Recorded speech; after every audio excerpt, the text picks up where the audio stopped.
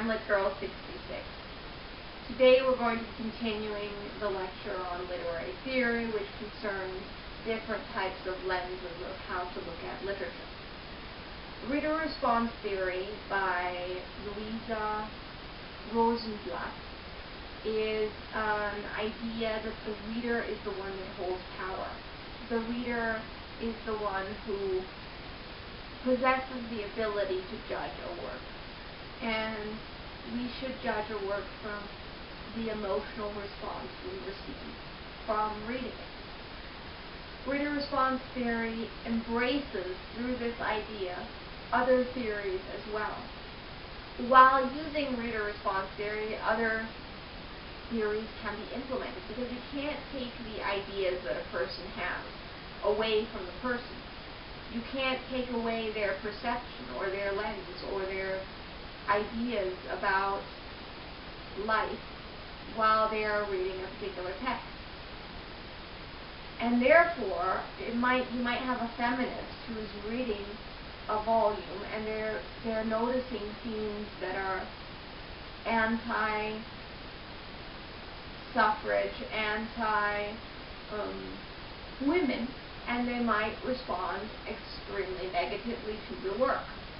And the reason you can't take that feminist theory away from them when they're reading the text, because it has become part of their identity. You cannot take away, if a person who has had experience in the food industry is reading Upton Sinclair's The Jungle, they might have a particular perception that you cannot take this viewpoint away from them, because they have had experience within the food industry. They're going to relate to the text in a very different way.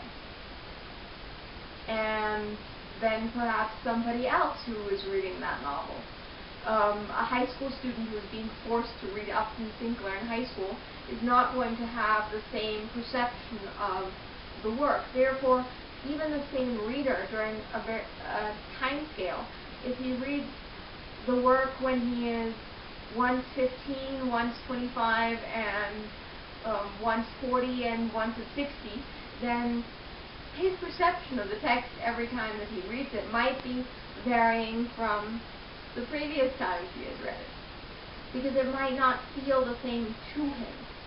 He will not have the same ideas about the text. Reader response theory depends upon the idea that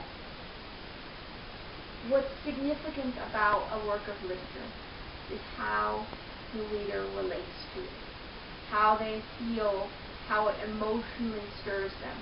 Because in all reality, reading a novel, you're giving power to its author. You're giving the author the power to keep you entertained for a certain amount of time, or you're giving them the power to tell you a story for a certain amount of time, or you're giving them the power to tell you some informative fact for a certain period of time.